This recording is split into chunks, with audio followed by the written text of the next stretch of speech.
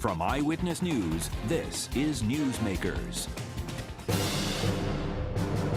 Not many people could draw a presidential candidate off the campaign trail in the heat of an election year, but top Rhode Island Democrat Mark Weiner showed he could when Hillary Clinton made a surprise trip to Providence this week to attend his funeral. This week on the first half of Newsmakers, remembering Mark Weiner with three who knew him best. Welcome to Newsmakers. I'm Ted Nesi, filling in this weekend for Tim White. But first, I want to remember one of the best-known figures in Rhode Island Democratic politics of the last, you could argue, half century, with three people who knew him very well. And that, of course, is Mark Weiner, who passed away last week after a long illness. Joining me to discuss, former Providence Mayor Joe Paolino, one of his very best friends, Providence Chief Judge Frank Caprio. You might recognize him from his television show over on the other station there. And Richard, Mark's son, who gave a wonderful remembrance of his father. They all spoke at his funeral at Temple Bethel this week. Thank you all for joining me and coming in this week. And my condolences to your friend and your father. Thank you, Ted. Judge, I'm going to start with you because I want to make sure people watching, I'm sure they've heard Mark's name because he was so well known. He'd been involved for so many years. But they might not know exactly how did this guy from Providence come all the way up that Hillary Clinton drops out of her campaign for a day and comes to Providence to pay her respects. How did he get his start and how did he get that prominent? It's funny you use the word drops. My first association with Mark was when he dropped into my headquarters in 1968, and he just was there. He never left. And Mark's relationship with the Clintons really goes back to 1976. At that point, Mark, Joe Paolino, and myself were involved in a campaign in Rhode Island for President of the United States. We supported Jerry Brown against Jimmy Carter and Frank Church. Incidentally, Jerry Brown won Rhode Island. Yeah, he did actually. He did, one of our first primaries. And we all went to the convention together and so forth. Obviously, Jimmy Carter was the nominee, and immediately after that, Mark, because of his allegiance to the Democratic Party, volunteered for President Carter, and he was assigned to Indiana. And who was running Indiana for Carter? Hillary Clinton. And they forged a bond and a relationship that lasted to this day. And I think the one word that would really define Mark in that relationship is loyalty. He was so loyal to the Clintons because of that friendship. You will recall when Clinton ran for president in 1992, one of his biggest challenges was Mario Cuomo. Mm-hmm. And he had enormous support in Rhode Island. But Mark would not deviate. He was for Clinton, and obviously Clinton prevailed.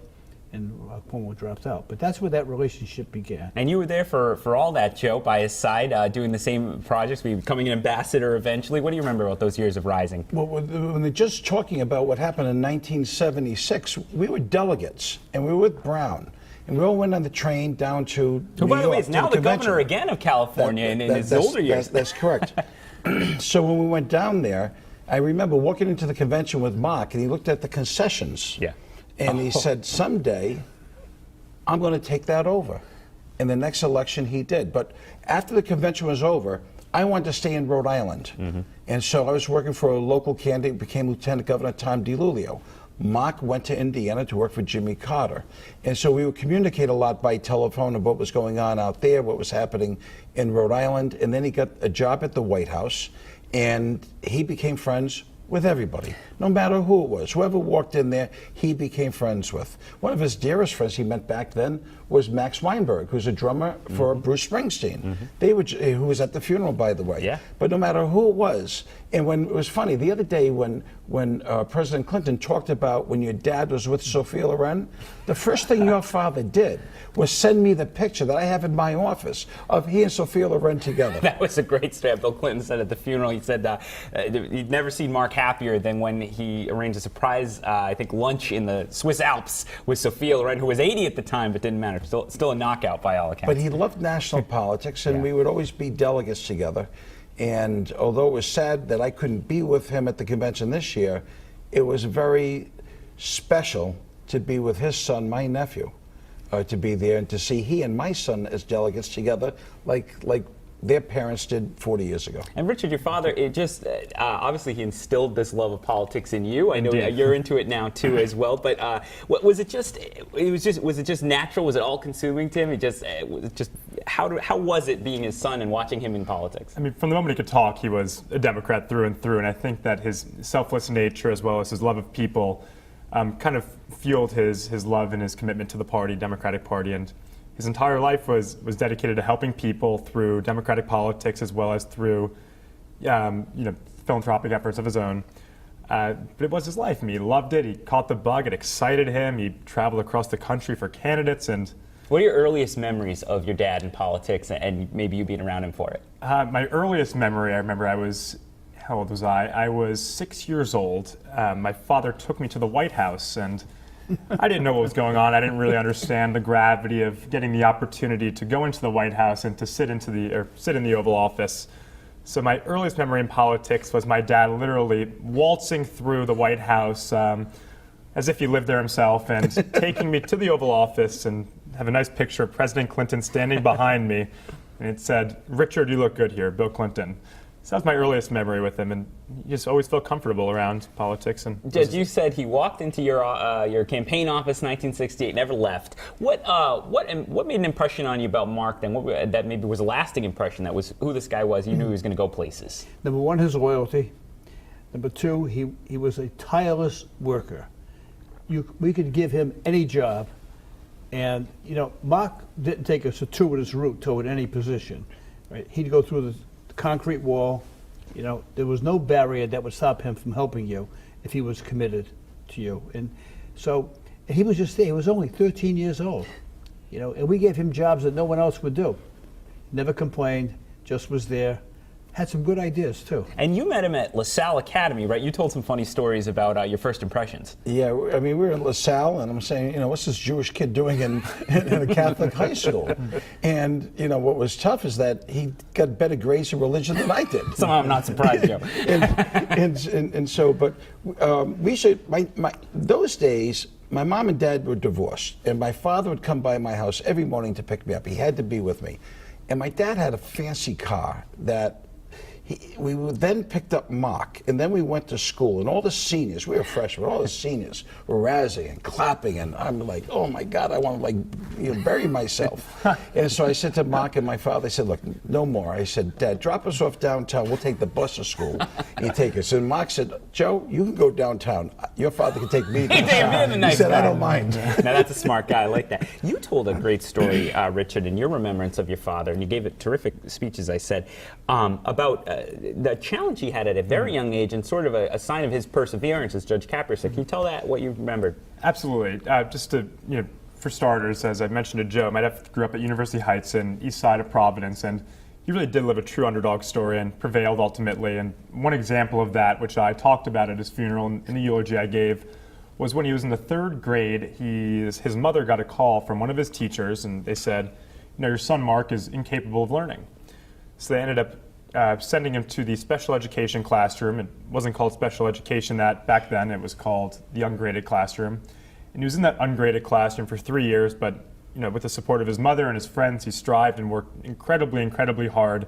And after 3 years, he became the first student in the ungraded classroom to make it back into the regular classroom. But it's just an example of the kind of guy he was. And how was it in recent years? Everyone involved in politics knew your father had dealt with a number of health challenges. Mm-hmm. Obviously, it was part of your growing up, especially recently. How did he get through that? I mean, he had the car accident. I got calls after that. He was struggling with leukemia in recent years. How did he get through all that? That's a great question. I think it was, as I pointed out, he really did have the greatest optimism of anybody you'll ever meet in your entire life. Right until the day he died, he said, I'm going to beat this.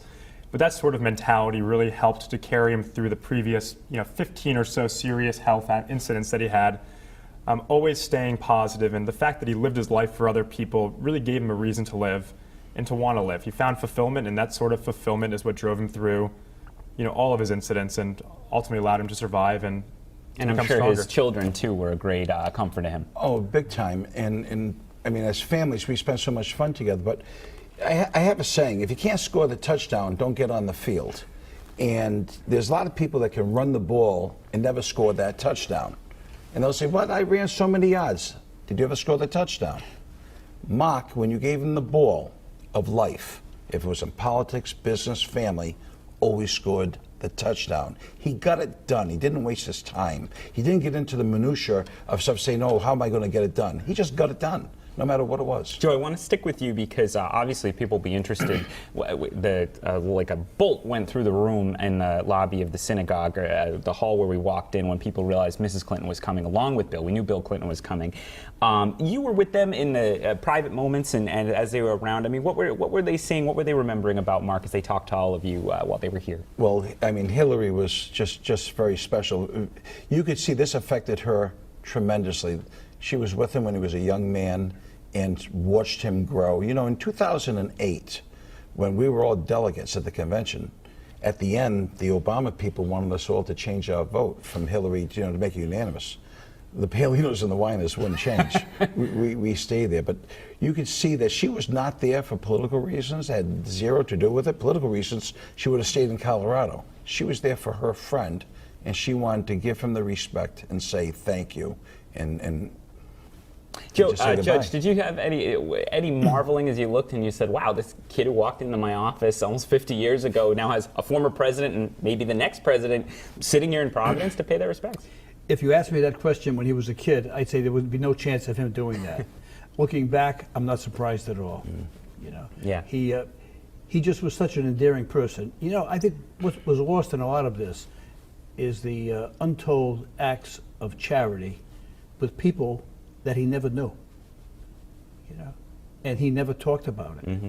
And he would just have random acts of charity for anyone who was in need, But more importantly, in answer to your question, he had such a commitment to everything that he did, and he would not waver. And once he gave you his word, many times at great sacrifice to himself, he kept it.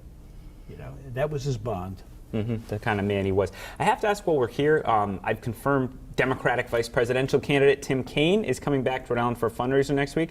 I think you two are both listed as co-hosts of this upcoming event. You're following in your father's footsteps. Yes, legacy alive indeed. How's the response been so far? People enthusiastic? Yesterday, Richard and I were making phone calls to a number of people to have them come in. We're asking for sizable amounts of dollars.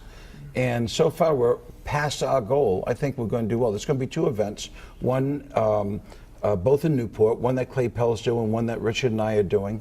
And I think it's going to be very successful. And having Kaine here is special. This is where he got the phone call. That's right, in Newport with Jack Reed. And Richard, finally, we have to go to the break, but I want to end with you there. How do you want your dad remembered? When you think about it, how do you want people to think of him? I want him remembered for his selfless nature as well as redefining what it means to be successful. He never cared much about material goods, but he judged his success based on the network he created and the amount of people he was able to help throughout the entirety of his life, whether he knew them or not. As the judge pointed out, he just wanted to do good, and I think that's how he'd want to be remembered, undoubtedly, is just being a genuine, good-hearted guy. So perhaps how we'd all want to be remembered. Perhaps we all want to be remembered. Mike, go ahead, Joe. I just want to say this. Yeah. I said this the other day. Yes. You can judge his success just by looking at his 4 wonderful kids. There you go. And now that's how you know the success that Mark Weiner had. You're going to make him blush on TV. We can't do that to the boy when he's coming on TV. Thank you so much. Richard, my deep condolences to your family, but what a lovely job you did this. And again, today, Judge Caprio, thanks for being here. Joe, thanks for being here. And great job. Hey, thanks. Really